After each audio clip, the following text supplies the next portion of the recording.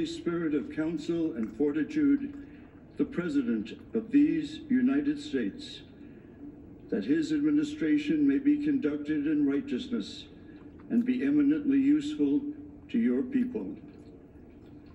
Today we confess our past failures to live according to our vision of equality, inclusion, and freedom for all.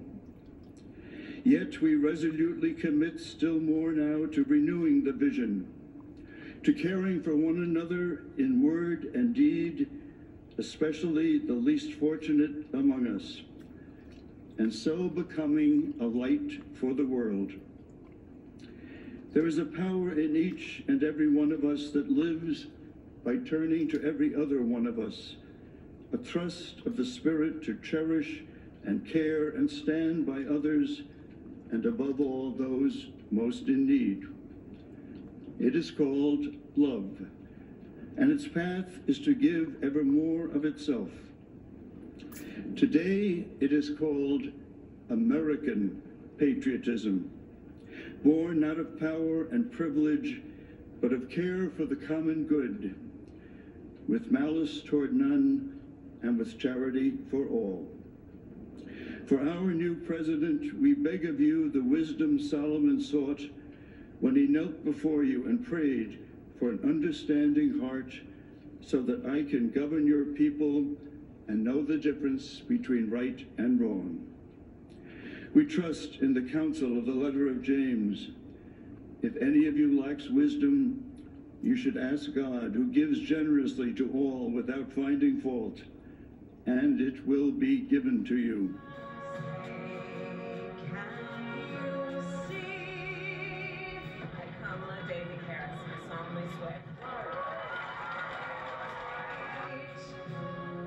Joseph Robinette Biden Jr. do solemnly swear.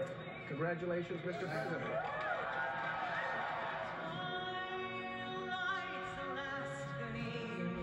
On this January day, my whole soul is in this, bringing America together. Jennifer Lopez, of course, considered one of the most influential Latin artists in the country, will perform today. There's some serious star power at this inauguration.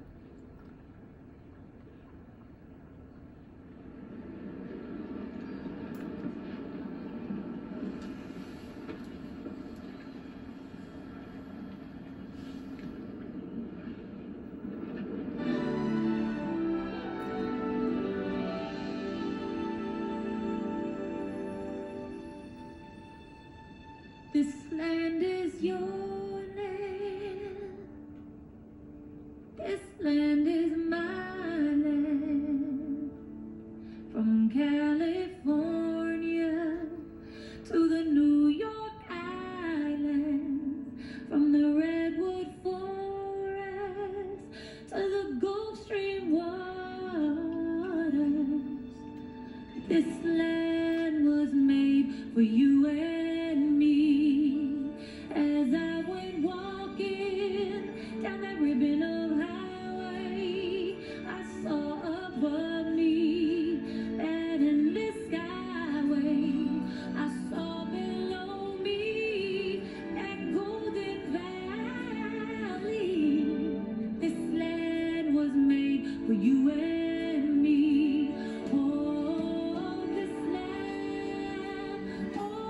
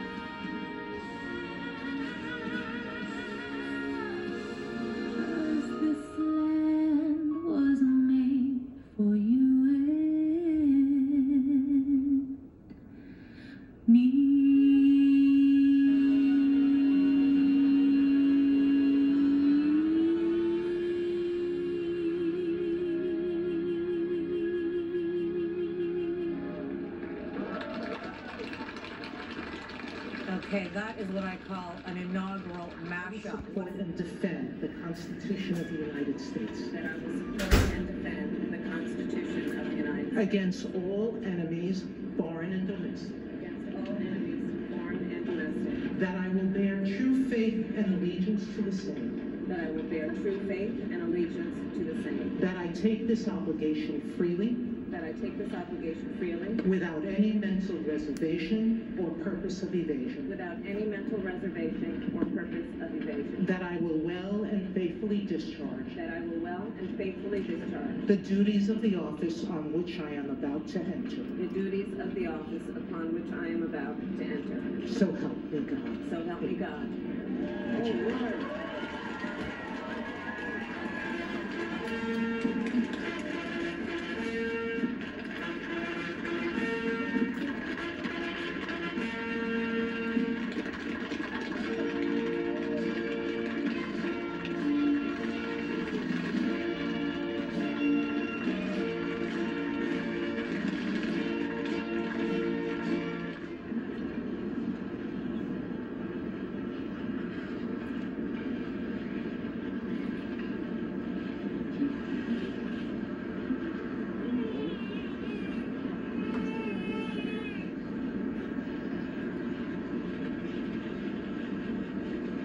Please raise your right hand and repeat after me. I, Joseph Robinette Biden, Jr., do solemnly swear I, Joseph Robinette Biden, Jr., do solemnly swear that I will faithfully execute that I will faithfully execute the office of President of the United States the office of President of the United States and will, to the best of my ability, to the best of my ability, preserve, protect, and defend preserve, protect, and defend the Constitution of the United States. the Constitution of the United States. So help you God. So help me God. Congratulations, Mr. President.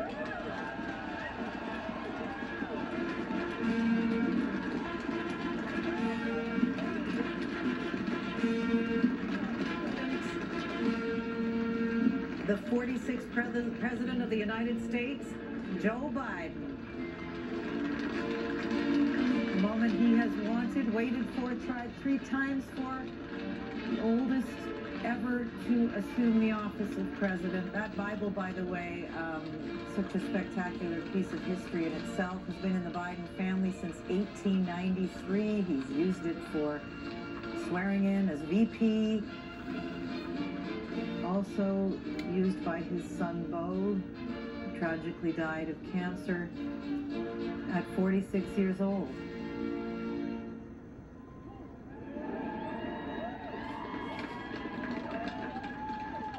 Union.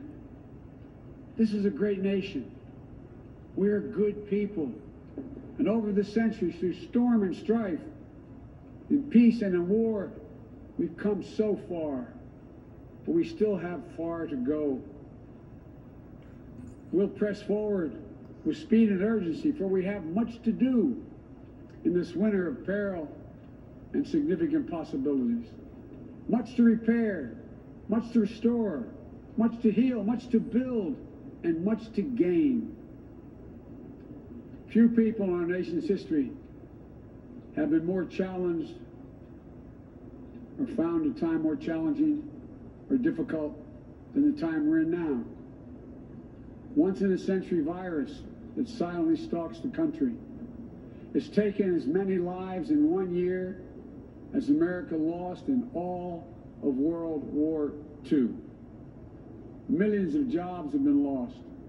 Hundreds of thousands of businesses closed. A cry for racial justice, some 400 years in the making, moves us. The dream of justice for all will be deferred no longer. A cry for survival comes from the planet itself. A cry that can't be any more desperate or any more clear. And now, a rise of political extremism, white supremacy, domestic terrorism, that we must confront and we will defeat. To overcome these challenges, to restore the soul and secure the future of America, requires so much more than words. It requires the most elusive of all things in a democracy, unity, unity. In another January, on New Year's Day in 1863, Abraham Lincoln signed the Emancipation Proclamation. When he put pen to paper, the president said, and I quote, "If my name ever goes down into history, I will be a president for all Americans, all Americans."